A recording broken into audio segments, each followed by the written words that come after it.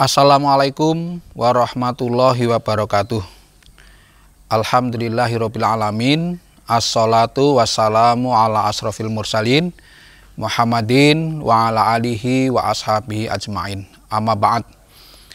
Pemirsa Mimbar Unima yang berbahagia, yang pertama pada kesempatan ini saya mengucapkan terima kasih atas apresiasi dan bahkan pertanyaan lanjutan dari saya menjawab pertanyaan tentang jabatan pada pertemuan yang selalu.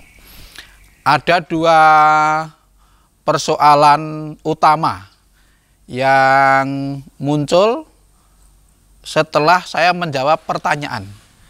Jadi jawaban saya menimbulkan pertanyaan. Nah ini kan terima kasih sekali ya. Dua masalah utama yang muncul kemudian. Pertama, ketika harus menduduki jabatan tertentu pada lembaga atau pemerintahan yang memang harus mendaftar gitu. Atau yang lain-lain semacam itu. Kemudian yang kedua, pertanyaan soal kepemimpinan perempuan. Meskipun ini sudah menjadi isu lama, tetapi tetap saja di sebagian masyarakat kita masih ada ganjalan, kurang sreg dengan persoalan kepemimpinan perempuan. Yang pertama, bagaimana kalau misalnya di pemerintahan untuk menduduki jabatan tertentu pakai proses yang namanya lelang. Karena lelang ya harus mendaftar gitu. Nah, kalau kita tidak ikut berarti nanti ya dipegang oleh orang lain. Nah, terhadap kenyataan yang memang secara sistem sudah ditentukan, maka kita boleh saja kita mendaftar mengikuti sistem yang sudah ditentukan dengan syarat memang memiliki kompetensi yang mencukupi dan syarat-syarat yang terpenuhi. Jadi sepanjang itu masih dengan cara yang bersifat profesional, secara administratif terpenuhi, secara kompetensi juga dimiliki, maka tidak ada halangan untuk ikut berpartisipasi di dalam tanda petik perebutan jabatan di pemerintahan yang seperti itu. Jadi monggo teman-teman yang memang memenuhi syarat dan seterusnya, yang penting jangan menempuh jalan yang merugikan orang lain. Merugikan orang lain itu begini, karena panjenengan misalnya punya koneksi dengan pejabat penentu, kemudian sampai merugikan kompetitor Anda yang secara kapasitas lebih layak untuk menduduki. Kemudian karena keunggulan dalam koneksi itu, kemudian kelayakan dikalahkan oleh koneksi. Nah itu tidak boleh terjadi. Jadi jangan sampai dalam kompetisi itu menjegal atau merugikan orang lain. Yang penting sekali lagi profesionalitas tetap dikedepankan. Kemudian yang lain, bagaimana kalau kita mau menjadi anggota DPRD, anggota DPR dan sebagainya, termasuk menjadi calon kepala daerah. Ada yang menarik. Dulu ada seorang alumni SMA Muhammadiyah sowan kepada kiai yang dulu menjadi gurunya ketika SMA, minta doa restu, minta dukungan. Pak Kiai hanya bertanya saja, kamu mencalonkan diri apa dicalonkan? Nah, terus dia mengatakan, saya dicalonkan. Kalau begitu saya dukung. Nah, itu begitu kata Pak Kiai. Jadi sederhana sekali. kalau kita itu meskipun ada kompetisi, tapi kalau niat awalnya atau proses awalnya adalah diminta, itu akan lebih nyaman daripada proses awalnya meminta. Memang itu tidak lazim, tetapi menjadi pemimpin itu tidak semata-mata administratif, tidak semata-mata tidak melanggar hukum atau tidak ada pasal yang dilanggar.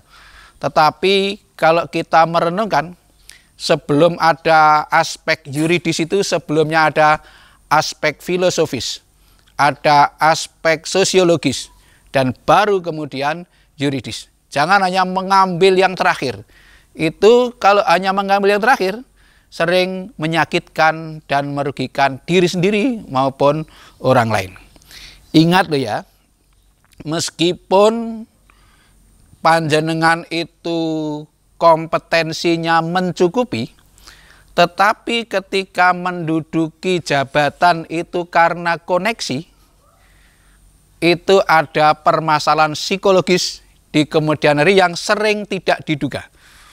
Misalnya gini, dalam pergaulan, di lembaga, Anda berprestasi, lingkungan Anda tahu, dia akan mengatakan, hati-hati loh, dia itu titipan di X ya itu. Nah, kalau kalimat itu kan kalimat yang menyakitkan. Jadi prestasi, keunggulan yang dimiliki menjadi tidak bermakna karena ungkapan-ungkapan yang sering tidak terduga seperti itu. Maka menghindari cara-cara yang tidak seharusnya itu lebih utama dan lebih menyamankan siapapun ketika berada pada posisi tertentu. Jadi pemahaman kita tentang menduduki jabatan itu betul-betul kita proporsional, profesional, tidak melanggar aturan. Kompetensi itu diutamakan, kapasitas itu harus diberi prioritas, bukan koneksitas. Ya. Itu yang pertama. Sekarang bagian kedua, tentang kepemimpinan perempuan. Itu di buku Tanya Jawab Agama,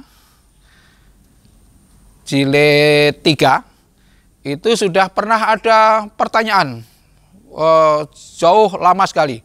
Pertanyaannya, bagaimana kalau seorang perempuan menjadi direktur sebuah rumah sakit atau direktur lembaga di Muhammadiyah? Itu pertanyaan yang muncul pada saat itu. Nah, biasanya yang sering dijadikan alasan untuk tidak mengangkat seorang perempuan sebagai pimpinan itu adalah ayat Ar-rijalu qawwamuna 'alan nisa. Surat An-Nisa itu ya. Laki-laki adalah pemimpin bagi perempuan. Kemudian ada beberapa hadis yang yang isinya itu kalau masyarakat dipimpin seorang perempuan itu akan menemukan tanda-tanda kehancuran. Nah, maka perlu kita memahami dan mencermati ayat Al-Quran dan hadis Nabi itu secara menyeluruh dengan pendekatan yang lengkap ya. Yang pertama, ayat tentang ar-rijalu qawwamuna 'alan nisa itu fokus utamanya adalah kepemimpinan suami di dalam rumah tangga. Bahkan kepemimpinan suami pun di situ ada dua persyaratan. Yang pertama karena si suami, si pemimpin itu dia punya kemampuan lebih ya, dibandingkan yang dipimpin. Kemudian yang kedua karena si pemimpin itu sudah menafkahkan sebagian hartanya.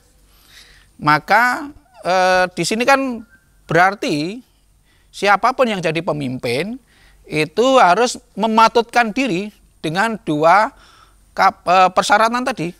Persyaratan yang pertama adalah punya keunggulan, persyaratan yang kedua punya kedermawanan. Itu maka akan cocok di situ. Nah, dalam konteks rumah tangga, maka dalam hal ini seorang suami itu harus memantaskan diri dengan dua kompetensi tadi. Yang pertama punya keunggulan, yang kedua punya kedermawanan. Nah, kalau ini terjadi, maka pakai rumus pemimpin royal, anak buah loyal gitu. Nah, itu sesuai dengan pemahaman terhadap ayat yang saya sebutkan tadi. Itu yang pertama. Kemudian yang kedua, kalau pada zaman itu bahkan pada zaman jahiliyah memang keadaan perempuan secara sosiologis itu direndahkan, bahkan dipandang rendah. Bahkan bukan hanya zaman jahiliyah, di Indonesia pun pada menjelang kemerdekaan dan sebelumnya itu posisi perempuan memang sangat dipinggirkan. Ya. Hanya kalau di Jawa itu hanya posisi perempuan hanya di dapur, di kasur, di sumur. Bahasa Jawanya tugasnya hanya 3, masak, macak, manak gitu. Nah, itu dulu ya. Tapi sekarang dengan kemajuan zaman, maka kompetensi yang dimiliki oleh kaum perempuan itu sudah sangat luar biasa. Bahkan kalau Muhammadiyah sejak awal didirikan, bahkan sebelum Kiai Haji Ahmad Dahlan mendirikan Muhammadiyah, itu sudah mendorong kaum perempuan untuk maju. Pertama, mendorong perempuan untuk belajar, bahkan didorong sampai jadi dokter gitu. Yang kedua, memberi kesempatan kepada perempuan untuk tampil di muka umum. Nah, pemirsa yang berbahagia, maka dalam ajaran Islam, kalau kita pahami secara mendalam, maka soal kepemimpinan perempuan di ruang publik itu tidak ada halangan. Bahkan kalau kita membaca sejarah, negeri yang disebut baldatun thayyibatun warabun ghafur, negeri yang aman, damai, sentosa, di bawah lindungan Tuhan yang Maha Pengampun, itu adalah gambaran negeri Saba. Negeri Saba itu negeri yang dipimpin oleh Ratu Bilqis. Jadi orang yang menghalangi perempuan yang punya kemampuan untuk memimpin di ruang publik, berarti itu ahistoris, tidak membaca sejarah. Bahkan ketika Nabi mengatakan kullukum ra'in wa kullukum mas'ulun an ra'iyatihi, itu juga sesungguhnya kepemimpinan itu mencakup bagi semua orang, tidak terkendala oleh faktor jenis kelamin.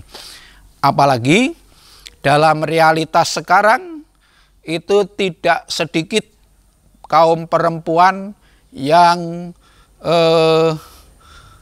kapasitas dan kompetensinya itu melampaui kaum laki-laki. Prestasinya juga demikian. Dan sejarah membuktikan tidak sedikit lembaga yang sukses di bawah kepemimpinan kaum perempuan. Jadi dengan demikian bisa kita simpulkan bahwa soal jabatan, kepemimpinan, dan semacamnya di ruang publik, di lembaga-lembaga pemerintahan maupun lembaga swasta, ukurannya bukan bukan orangnya itu laki-laki atau perempuan, tetapi soal kapasitas, kompetensi, dan kepantasan. Jadi meskipun perempuan itu punya kesempatan memimpin di ruang publik, tetapi ada faktor yang harus direnungkan di samping kapasitas dan kompetensi adalah kepantasan dan kepatutan. Nah, nanti kita bisa mengukur sendiri ini pantas apa tidak misalnya. Nah, misalnya kepemimpinan di suatu lembaga yang memang sangat keras, sangat membutuhkan energi fisik yang luar biasa. Nah, itu tentu ketika perempuan tidak mengambil di situ, itu mungkin jauh lebih pantas. Nah, tentu dalam urusan sosial seperti itu ya.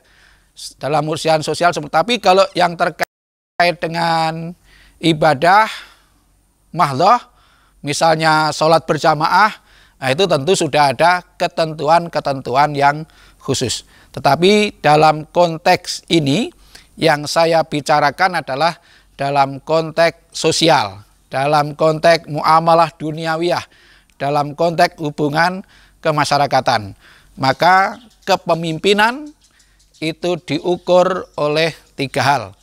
Pertama, kapasitas, 2, kompetensi, 3, kepantasan dan kepatutan. Mudah-mudahan bermanfaat. Nasrun minallah wa fathun qarib. Assalamualaikum warahmatullahi wabarakatuh.